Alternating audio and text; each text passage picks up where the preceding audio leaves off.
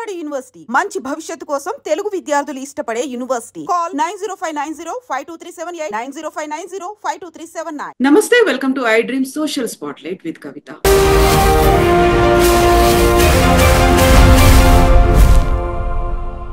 పహల్గాంలో దారుణం జరిగింది. కొన్ని ఏళ్ల తర్వాత ఒక రక్తపాతాన్ని చూశారు కశ్మీర్ ప్రజలు. అమాయకమైనటువంటి ప్రాణాలు పోయాయి. 26 మందిని పేర్లు అడిగి, మతాన్ని అడిగి కాల్చి చంపారు. ఇక్కడ వైఫల్యం ఎవరిది కనిపిస్తోంది? భద్రతా పరమైనటువంటి లోపాలున్నాయా, లేకుంటే పాకిస్తాన్ చేసినటువంటి దుర్మార్గంగా దీన్ని చూడొచ్చా? ఎందుకని కశ్మీర్లో ఇలాంటి రక్తపు పారుతున్నాయి? బోల్డెని క్వశ్చన్స్ ఉన్నాయి. మనతో పాటుగా ఉన్నారు లోక్ సత్తా ఫౌండర్ డాక్టర్ జయప్రకాష్ నారాయణ గారు. సార్ నమస్తే. నమస్తే కవిత. సార్, కశ్మీర్ అనగానే మనకి అందాల లోయలు ఇవన్నీ కనిపిస్తూ ఉంటాయి. కొన్నేళ్ల పాటు ప్రశాంతంగా ఉంది అనిపించింది. ఇప్పుడేంటి సార్ ఇంత సడన్ గా 26 మంది ప్రాణాలు కోల్పోవడం? ఏం జరుగుంటుంది అనుకుంటున్నారు? ఎక్కడ లోపం కలిగింది? కవిత, మనం 2 విషయాలు ఉగ్రవాదాన్ని గురించి గుర్తుంచుకోవాలి. మొట్టమొదటిది ఎసిమెట్రిక్ వార్ఫేర్. అంటే ఒక దేశంలో కానీ, ఒక నగరంలో కానీ, రాష్ట్రంలో కానీ జీవితాన్ని అల్లకల్లోలం చేయాలంటే పెద్ద యుద్ధం చేయక్కర్లా, వేల మంది సైనికులు అక్కర్లా. కొద్ది మంది ఆయుధాలతో సరైన సమయంలో సరైన రీతిలో అమాయకుల ప్రాణాలు పట్టబెట్టుకోవడానికి కానీ, జనజీవనాన్ని స్తంభించడానికి కానీ గట్టిగా పూనుకున్నట్టయితే ఆధునిక యుగంలో ఎవరెక్కడైనా చేయొచ్చు. అమెరికా లాంటి దేశం కూడా, చాలా బలమైన దేశాల్లో కూడా మరి దేశం లోపల కానీ, దేశం బయట అమెరికా ప్రయోజనాలు దెబ్బతీసే రీతిలో కానీ ఉగ్రవాదం చర్యలు అడపదడప జరుగుతూనే ఉన్నాయి. ఎందుకంటే మీరు ప్రతి చదరపు గజం స్థలంలో ఒక సైనికుడిని పెట్టలేరు, ప్రతి మనిషి వెనకాల ఒక పోలీసు నిఘా పెట్టలేరు. అది అసాధ్యం. అలాగే అంతర్జాతీయ సంబంధాల వల్ల, ఇతర దేశాల నుంచి వచ్చే సమాచారం వల్ల మనకు కొంత సమాచారం అందుతుంది. అలాగే మనకి ఎలక్ట్రానిక్ సర్వేలెన్స్ కానీ, లేకపోతే ఎంబెడెడ్ ఇంటెలిజెన్స్ కానీ, ఇతరమైన పద్ధతుల్లో కానీ నిఘా విఘాపాలు ప్రయత్నం చేస్తుంటాయి. కానీ ఎప్పుడు కూడా ఒకవేళ ఏమన్నా నిఘాలో మన మీద దాడి జరిగే అవకాశం తెలిసినా కూడా చూచాయిగా తెలుస్తుంది తప్ప ఎక్కడ ఎప్పుడు స్పష్టంగా ఎప్పుడు తెలియదు. ప్రపంచంలో ఎక్కడైనా తెలియదు. చేత ప్రధాన్ని కూడా మనం వెంటనే గుండెలు బాదుకుని నిఘా విభాగం వైఫల్యం తిట్టడం కాకుండా, ఒకటి ఇప్పుడు దీని మీద ప్రతి చర్యలు ఎట్లా ఉండాలి, అది కూడా మనం ఆవేశంతో ఆగ్రహంతో స్పందించడం కాకుండా చాలా ఆచితూచి మనం అనుకున్న సందర్భంలో, మనం అనుకున్న రీతిలో, మనం అనుకున్న చోట మన ప్రయోజనాలు కాపాడే రీతిలో, టెర్రరిస్టులు దెబ్బతీసే రీతిలో మనం స్పందించాలి. 2, మనం నెపమానటము, నిందలు వేయటము కాకుండా రాజకీయంగా దేశమంతా ఐక్యంగా ఉన్నది ఈ విషయంలో అన్న విషయాన్ని మనం ప్రస్ఫుటంగా తెలియచెప్పాలి. అంతే తప్ప ప్రధానికి నిఘా విభాగం వైఫల్యం లేకపోతే ప్రభుత్వ వైఫల్యం ఇవన్నీ కూడా అనవసరమైనటువంటి చర్చలు. దేశంలో ఏ పార్టీ ప్రభుత్వంలో ఉన్నా కూడా కొన్ని సందర్భాల్లో పొరపాట్లు చేస్తుండొచ్చు, రాజకీయ వ్యవహారాలు కానీ మరో సందర్భాలు కానీ ఏ ప్రభుత్వం కూడా భారతదేశ చరిత్రలో కావాలని చెప్పిన దేశంలో ఉగ్రవాదాన్ని ప్రోత్సహించలేదు. పొరపాటు జరిగి ఉండొచ్చు. గతంలో ఉదాహరణకు చంద్రన్ వాలే రాజకీయ కారణాల వల్ల ప్రోత్సహించారు. దీర్ఘకాలంగా ఏం జరుగుతుందో ముందు చూపులాగా చివరికి దానికి బలైపోయింది మరి ఈ దేశంలో చాలా మంది ప్రజలు, ఈ దేశ ప్రధానమంత్రి ఇందిరాగాంధీ. అలాగే ఎల్టీటీఏని రాజకీయ ప్రయోజనాల కోసమని ప్రోత్సహించాం మనం. అది పార్టీ రాజకీయం కాకపోయినా కూడా దేశ ప్రయోజనాల కోసం ఉద్దేశంతో రాజీవ్ గాంధీ ప్రోత్సహించారు. చివరికి ఆయన బలైపోయినాడు. దానిలో వ్యూహంలో పొరపాటు ఉండొచ్చు, కానీ కావాలని ఏ ప్రభుత్వం, ఏ పార్టీ భారతదేశంలో ఉగ్రవాదాన్ని ప్రోత్సహించదు, నిర్లక్ష్యం చేయదు. మంచిత మనం ఈవేళ బెంబేలెత్తిపోకుండా చాలా దృఢంగా దీర్ఘకాలిక దృక్పథంతో స్పష్టమైన రీతిలో మనం దానికి స్పందించాలి. సార్, ముందే నిఘా వర్గాలు హెచ్చరించాయి. అందులోనూ వాళ్ళంతా మిలిటరీ డ్రెస్సుల్లో వచ్చారు. అక్కడ పేర్లని అడిగి, మతం ఏంటి అని అడిగి, అక్కడ ఉన్నటువంటి సూక్తుల్ని చదవమని చెప్పి అలా కాల్చి చంపేయడం అనేది ఐ థింక్ ఇది వెరీ ఫస్ట్ ఆఫ్ ఒక రకమైనటువంటి స్ట్రాటజీతో వచ్చినట్టు కనిపిస్తోంది కదా సార్. అక్కడ అంటే మతానికి, ఉగ్రవాదానికి మతం లేదు అని చెప్తున్నప్పుడు ఇంత దారుణంగా వ్యవహరించడం అనేది. ఉగ్రవాదానికి మతం లేకపోవటం లేదు. ఖచ్చితంగా మత రంగు పులుముకునే ఇస్లామిస్ట్ ఉగ్రవాదులు ఈ పని చేస్తున్నారు. కాబట్టి ఇక్కడ మతం లేకపోవటం లేదు. కాకపోతే మతం ఉగ్రవాదం కాదు. ఆ మతం పేరు ఉపయోగించుకుని ఇస్లామిస్టులు ఒక తీవ్రమైన జిహాదీ సంస్కృతిని పెంపొందించి ప్రపంచంలో, మన దేశంలోనే కాదు ప్రపంచం అంతా అల్లకల్లోలను సృష్టిస్తున్నారు. చివరి పాకిస్తాన్ లోపల కూడా సృష్టిస్తున్నారు. ఉగ్రవాదులు పాకిస్తాన్ లోపల కూడా పాకిస్తాన్ సమాజాన్ని అల్లకల్లోలం చేస్తున్నారు చాలా సందర్భాల్లో. కాబట్టి మతం లేకపోవడం అనేది వాస్తవం కాదు.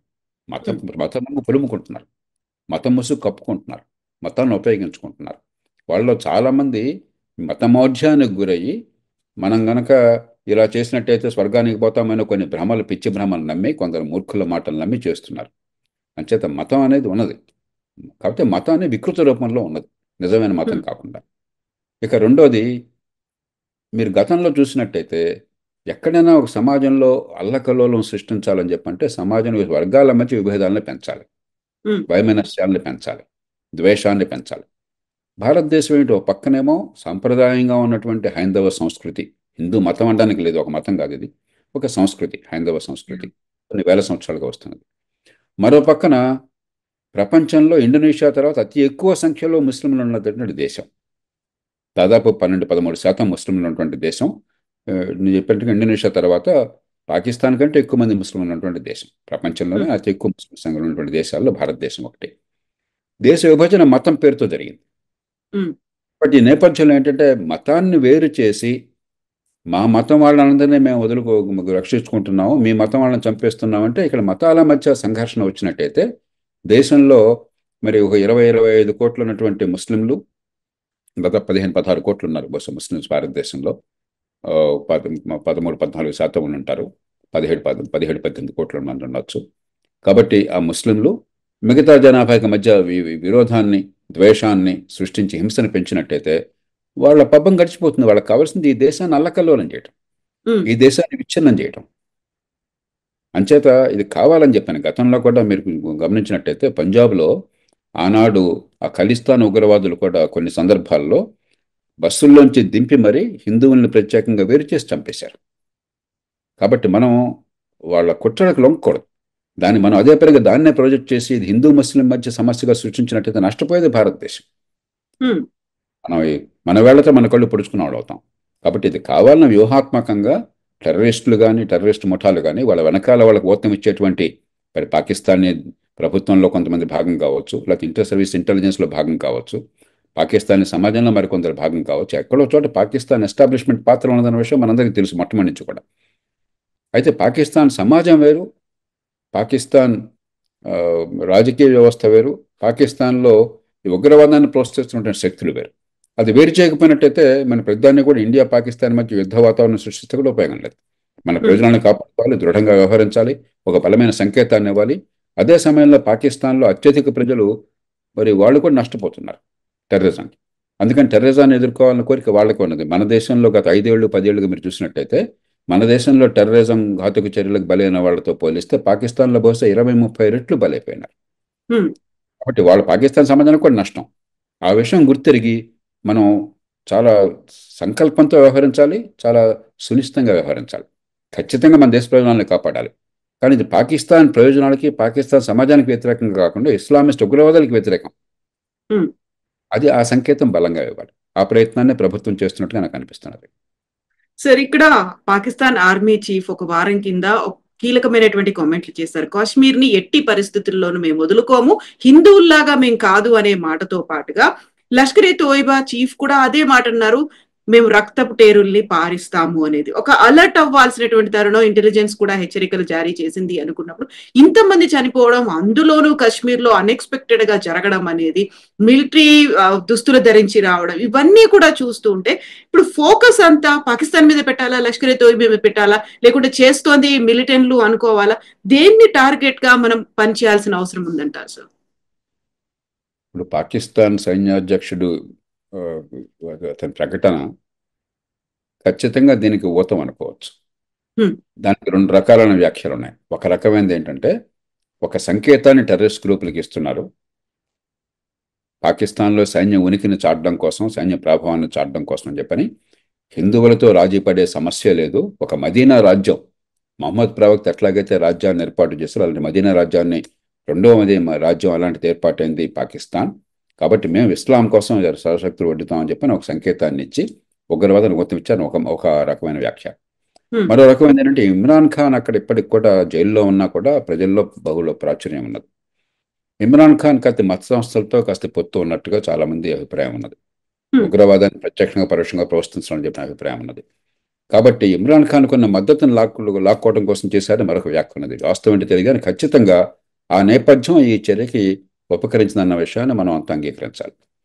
రెండోది, అమెరికా ఉపాధ్యక్షుడు మన దేశంలో పర్యటిస్తున్న కాలంలో జరిగింది. అంటే ప్రపంచం దృష్టి అంతా మన దేశమే పడుతుంది. అందులో ఇటీవల కాలంలో అమెరికా ఉపాధ్యక్షుడు పెద్దగా పట్టించుకోపోయిన ప్రజలు ఈ జేడీ వ్యాన్స్ని పట్టించుకుంటున్నారు. ఎందుకంటే ఆయన రాష్ట్రపతికి పూర్తిగా ఒక ముఖోటా లాగా, రాష్ట్రపతికి ఒక ఒక మైక్రోఫోన్ లాగా వ్యవహరిస్తున్నాడు అమెరికా రాష్ట్రపతికి.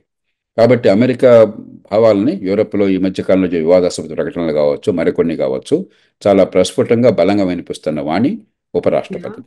కాబట్టి ప్రపంచం దృష్టి అంతా కూడా అమెరికా ఉపరాష్ట్రపతి ఎక్కడికి వెళ్ళినా ఆయన మీద ఉంటున్నది, ఒక రాష్ట్రపతి వెళ్ళిన స్థాయిలో ఉంటున్నది. కాబట్టి ఆయన ఉన్నప్పుడు జరిగితే ప్రపంచం అంతా ఆకర్షిస్తుంది. ఉగ్రవాదుల ప్రధాన ప్రయత్నం ఏమిటి? దేశం లోపల అల్లకల్లోలం సృష్టించడం, రెండు, ప్రపంచం దృష్టి మొత్తాన్ని ఆకర్షించడం.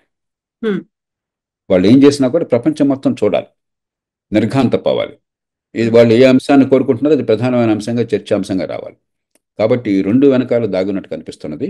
కాబట్టి ఖచ్చితంగా దీనిలో పాకిస్తాన్ సమాజం మొత్తంలో భాగస్వామ్యం లేకపోయినా కూడా పాకిస్తాన్ సైన్యం కావచ్చు, ఇంటర్ సర్వీసెస్ ఇంటెలిజెన్స్ కావచ్చు, పాకిస్తాన్ ప్రభుత్వంలో కొన్ని వర్గాలు కావచ్చు, నిఘా విభాగం కావచ్చు, వాళ్ళ మద్దతు ఉన్నదన్న విషయం అందరికీ తెలుసు, మన దేశం మీద దాడి చేయడం కోసం చెప్పని.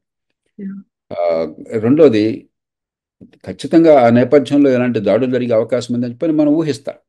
నిఘా విభాగాలు కొంత సమాచారం కూడా అందవచ్చు. కానీ ఇందాక నేను చెప్పాను, నిర్దిష్టంగా ఫలాని చోట, ఫలాని రోజు, ఫలాని రీతిలో అన్నది ఎవరికి తెలీదు. మన దేవుళ్ళం కాదు, ఎవరికి కూడా ఖచ్చితంగా ఇలాంటి పహల్గాంలో ఈ రీతిన ఈ రోజున ఇలా చేస్తారనేది ఎవరు ఊహించలేరు. మనం ఎంత జాగ్రత్త అప్రమత్తంగా ఉన్నా కూడా మరి ప్రతి మనిషికి ఒక సైనికుడిని పెట్టలేం, ప్రతి చోట ఒక పోలీసు అధికారినో పోలీసు సైనికులను పెట్టలేం. ప్రపంచంలో ఏ దేశంలోనూ పెట్టలేరు. చైనా లాంటి దేశంలో ఏమిటంటే అంతర్గతంగా ప్రజలకి ఏ స్వేచ్ఛ లేదు కాబట్టి, ఒక టొటాలిటేరియన్ ప్రభుత్వం, సమాజం మొత్తాన్ని సర్వవ్యాపితమైన ప్రభుత్వం కాబట్టి, మానవ హక్కులన్న సమస్య లేదు కాబట్టి, చట్టబద్ధ పాలన గొడవ లేదు కాబట్టి, చైనా లోపల పూర్తిగా ప్రభుత్వ సరాధికారులపై అవసరమైతే 1000 మందిని ఊచకోతకు వస్తుంది. చైనా అలాంటి జరిగింది అనుకోండి, వాళ్ళకి అనుమానం వచ్చింది అనుకోండి, ఒక 100 మందిని కపాలు చేసి రేపు పొద్దున ఉరి తీస్తే వాడు అడిగేవాళ్ళు లేడు అక్కడ. మనం ఒక ప్రజాస్వామ్య సమాజంలో ఉన్నాం, ఒక రాజ్యాంగబద్ధమైన సమాజంలో ఉన్నాం, హక్కుల్ని కాపాడే సమాజంలో ఉన్నాం, న్యాయ వ్యవస్థ ఉన్న సమాజంలో ఉన్నాం.